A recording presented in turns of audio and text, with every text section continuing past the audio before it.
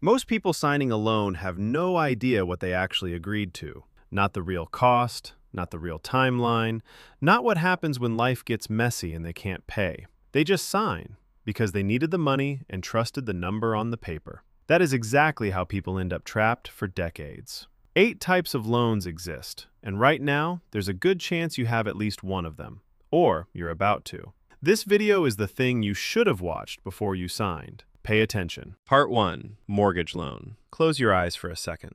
Imagine it. Your house, your kitchen, your backyard, maybe a dog, maybe a grill, maybe both. Now open them, because that dream comes with a price tag most people spend 30 years paying off. A mortgage loan is money borrowed from a bank to buy a property. Simple concept, terrifying math. Here's how it works. You find a house worth, say, $300,000. You pay 20% upfront. That's your down payment, $60,000, and the bank covers the rest. In return, you make monthly payments for 15 to 30 years with interest baked in. And that interest? It's doing more work than you think. On a 30-year mortgage at 7% interest, that $240,000 loan ends up costing you closer to $575,000 by the time you're done. You basically buy the house twice. But here's the flip side. Real estate appreciates.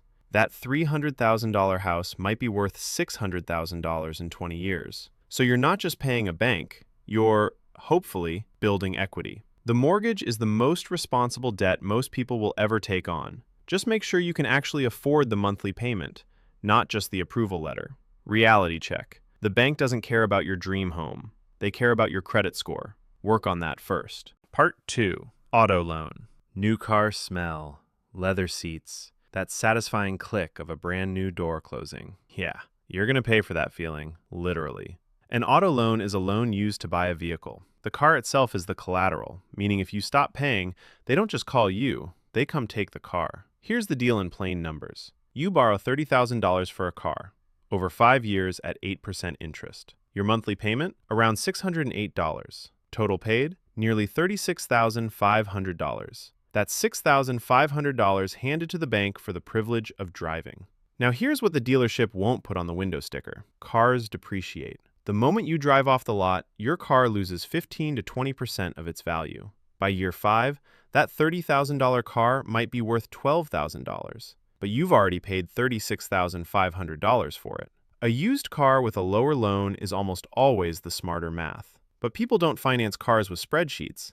They finance them with feelings, and the car industry knows this. Pro tip, get pre-approved by your bank before stepping into a dealership. The moment they see you need financing, the negotiation shifts in their favor. Part 3. Student loan. Ladies and gentlemen of the jury, I present to you the most controversial loan in history. The case. Did the student loan system promise opportunity and deliver debt? The evidence. Americans currently hold over $1.7 trillion in student loan debt. The average borrower graduates with around $37,000 in debt. A significant portion of them are still paying it off in their 40s and 50s. The defense says, a degree increases your lifetime earnings. College is an investment in yourself. Education opens doors. The prosecution says, not all degrees pay equally. A communications degree and an engineering degree cost the same tuition, but they don't produce the same salary. And interest doesn't care what you studied. Here's how it actually works. You borrow money to attend college. There are federal loans from the government, usually lower interest, more protections, and private loans from banks, higher interest, less mercy. After graduation, you enter repayment, typically over 10 years. The wild card? Interest accrues while you're still in school. You haven't even graduated and the clock is already ticking. The verdict. Student loans aren't evil, but borrowing $120,000 for a degree with a $40,000 starting salary? That's a sentence, not an education. Research your field's earning potential before signing. Part 4. Personal loan. Okay, imagine your smartest friend sits down across from you and says, "So you need money. Tell me what's going on." That's basically what a personal loan is. It's money from a bank or lender that you can use for almost anything. Consolidating debt, covering a medical bill, funding a wedding, fixing the roof, or honestly, whatever you need. No collateral required in most cases. That means the bank can't take your furniture if you default. But your credit score? That's a different story. Here's your friend walking you through the numbers. You borrow $10,000. Interest rate is around 11%. You pay it back over 3 years. Monthly payment is about $327. Total cost? Around $11,800. Not terrible, not amazing. Depends entirely on what you're using it for. The golden rule your friend would tell you: use a personal loan to get out of more expensive debt, not to create new lifestyle expenses. Using it to pay off 24% credit card debt with an 11% personal loan? Smart. Using it to book a vacation? Less smart. Interest rates vary wildly based on your credit score. Good credit equals 6 to 11%. Bad credit equals 20 to 30%. Same loan, very different outcomes. Part 5. Credit card debt. Warning: the following information may cause you to look at your wallet differently. Credit card debt is not technically a loan you apply for. It's a loan you accidentally walk into, one swipe at a time. Here's the mechanism. You spend money you don't have. The bank covers it. At the end of the month, you can pay the full balance, or you can pay the minimum. If you pay the minimum, the remaining balance starts collecting interest. And not gentle interest. We're talking 18% to 29% APR on average. Let's do the math nobody wants to see. You have $5,000 in credit card debt at 22% interest. You pay only the minimum each month, approximately $100. It will take you over 7 years to pay it off, and you'll pay nearly $3,500 in interest alone. That $5,000 becomes $8,500. The scariest part? Credit cards are designed to be used this way. Rewards points, cashback, buy now, pay later, these are all features engineered to keep you spending. Credit cards aren't the enemy if you pay in full every month. Literally every month. No exceptions. The harsh truth: the average American carries $6,500 in credit card debt. If that's you, this is your sign to stop making the bank rich and start making a payoff plan.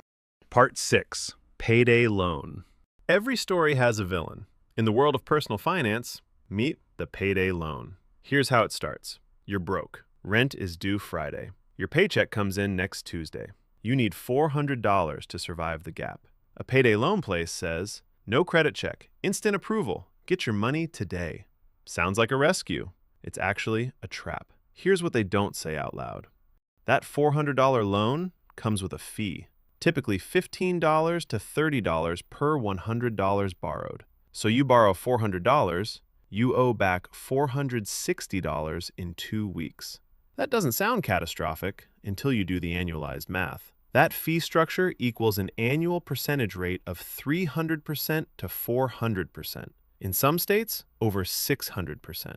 And the real horror? Most people who take a payday loan can't pay it back in 2 weeks. Because if they could, they wouldn't have needed the loan. So they roll it over.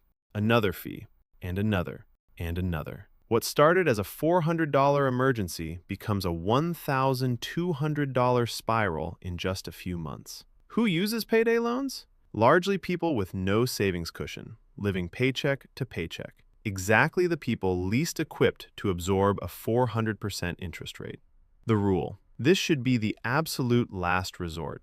Before this, sell something, borrow from family, do anything. The payday loan industry profits off desperation. Don't hand them yours. Part 7. HELOC, Home Equity Line of Credit. What if your house could pay for things? Weird concept, right? But that's exactly what a HELOC is. HELOC stands for Home Equity Line of Credit. Here's the basic idea. Over time, as you pay down your mortgage, and hopefully as your home's value increases, you build equity, the portion of the home you actually own. A HELOC lets you borrow against that equity. Think of it like a credit card secured by your house. You get a credit limit based on your equity, and you can draw from it as needed, repay it, and draw again. What if, scenario number 1, your kitchen needs a $20,000 renovation? Instead of a personal loan at 14%, you take a HELOC at 7 to 9%, much cheaper. What if, scenario number 2, you use HELOC funds to invest in a rental property? That property generates income that more than covers the interest. Smart leverage. What if, scenario number 3, you use the HELOC to fund a lifestyle you can't actually afford? Your spending habits don't change. The equity runs out. You can't repay it. The bank takes your house. That last one isn't hypothetical. It happened to millions of people in the 2008 financial crisis. The point: a HELOC is a powerful, flexible tool with a very serious downside. Your home is the collateral. This isn't free money. It's borrowed equity with your biggest asset on the line. Use it for things that increase your net worth, not for things that disappear. Part 8. Business loan. Slide 1. You have an idea. Slide 2. You need money to start. Slide 3. Enter the business loan. A business loan is simple. A bank gives you money. You use it to start or grow your business. You pay it back with interest over time. That's it. How much can you borrow? Anywhere from $10,000 to millions. Depends on your business and the lender. Here are your main options.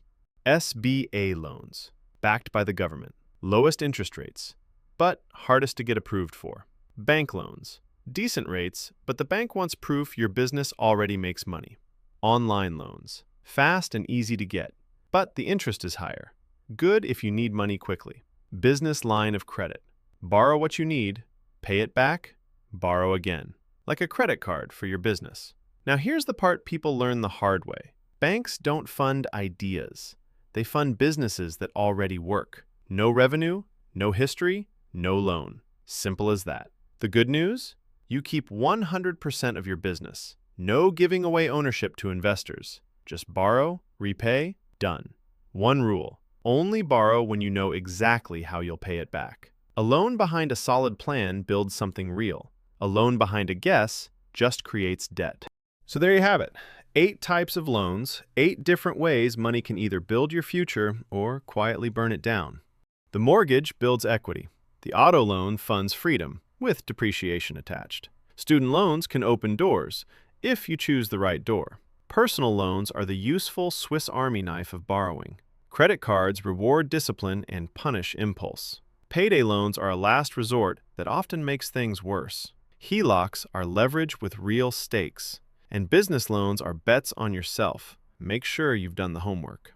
Here's the one thing every single one of these has in common. Understanding the terms before you sign is worth more than any loan amount.